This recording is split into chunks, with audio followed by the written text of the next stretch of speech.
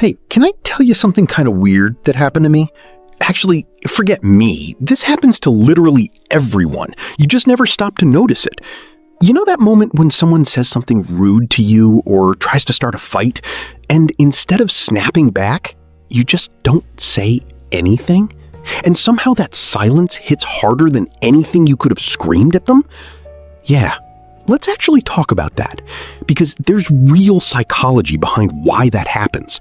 And once you get it, you're never going to look at arguments the same way again. Okay, so here's a question. Think about the last time someone tried to pick a fight with you. Text, in person, doesn't matter. What actually threw them off more? You shouting back, or you just going quiet? If you're honest, it was probably the silence. And that's not random. That's literally how our brains are built. See, we're wired for feedback. From the second we're born, we cry, someone responds. We smile, someone smiles back. Our whole nervous system runs on this loop. Action, reaction, action, reaction. So when that loop suddenly breaks, when you say something and get absolutely nothing back, the brain genuinely doesn't know what to do with that. It creates this internal panic. Psychologists actually call this social pain. And there's brain imaging research showing something wild. Being ignored lights up the same part of the brain as physical pain. Not sadness, not annoyance, actual pain. That's how deep this goes. So think about what that means. When you choose silence, not because you're scared, not because you don't have a comeback, but because you're actually choosing it, you're not doing nothing. You're using one of the most underrated tools a person has.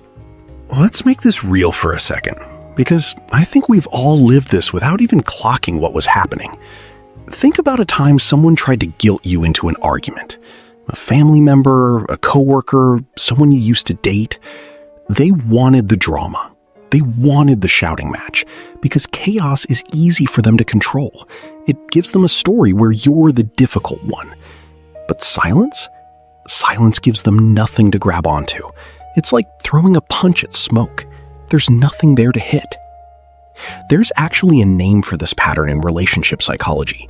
It's called demand withdraw, and it's been studied a lot by a researcher named Andrew Christensen. Basically, one person pushes and pushes, trying to force a reaction, and the other person calmly steps back. And here's the interesting part. When that stepping back is calm and intentional, not scared or avoidant, it actually de-escalates the fight faster than any comeback ever could, because you literally can't argue with someone who won't hand you the argument. But I want to be really clear here. This isn't about punishing someone with silence, and it's definitely not that cold, manipulative silent treatment thing, where you're using silence to control someone.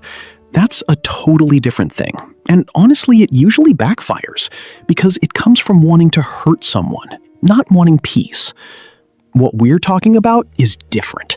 It's the kind of silence that comes from self-respect, the kind that says, I don't owe you an explanation for my peace.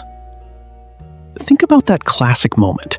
Someone insults you, maybe even in front of other people, clearly trying to get a reaction. And instead of defending yourself loudly, you just look at them. Maybe you smile a little. Maybe you just casually change the subject. Notice how that almost always makes them look worse than if you'd fought back? That's not an accident. Studies on communication actually show that people watching rate calm, non-reactive responses as way more credible and more emotionally mature than aggressive comebacks. Silence doesn't just protect you, it flips the whole situation in your favor. There's also something happening in your brain when you stay quiet under pressure. When you don't react instantly, you're giving your prefrontal cortex, the logical, thinking part of your brain, a second to catch up with your amygdala, which is the part that just wants to fight or freeze the second it senses a threat. That little pause, that's where your best decisions actually live.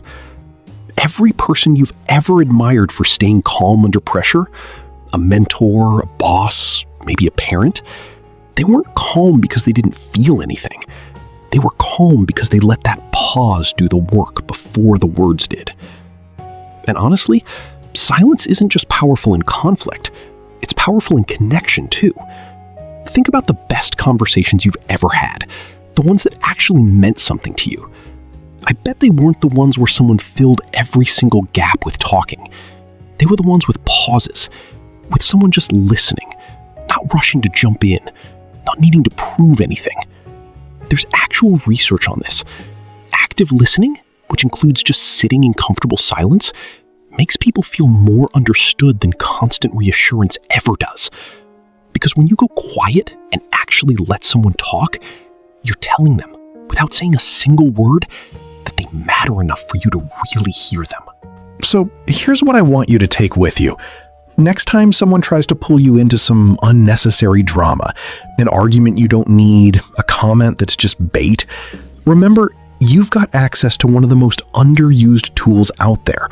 Not backing down, not being passive, just choosing your response instead of reacting on autopilot. Because once you realize silence is a choice, not a weakness, you stop needing to win every fight out loud. You start winning by just not playing the game. And honestly, I think that's worth holding on to. Because in a world that's constantly demanding a reaction out of you, comment this, respond to that, defend yourself here, sometimes the strongest thing you can do is just breathe, stay steady, and let your silence say everything for you.